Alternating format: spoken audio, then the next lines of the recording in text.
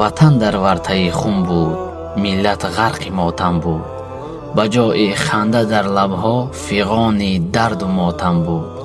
نه نان در دهان بود و نه آرامش به شبهای که مردم گشنه و تشنه، جهان در چشم برهم بود. در آن روزی که تیر و مرگ می بارید از هر سو، یکی آمد که جانش بر کف و عهدش چو اعظم بود. نترسید از هجوم خوف تا صلح آورد این ملت.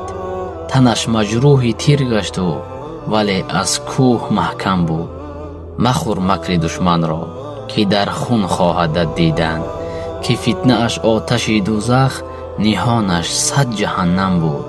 مساز این ملک جنت را دیگر مقتول نادانان، که نحسی در بدری سختتر از قتل عالم بود.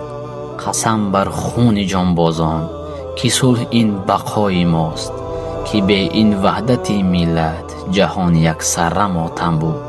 و تاریخ خونین بینگر که تا قدری امان دانی، که این ملک بهشت آسا و نرخ جان آدم بود. كم يا وداع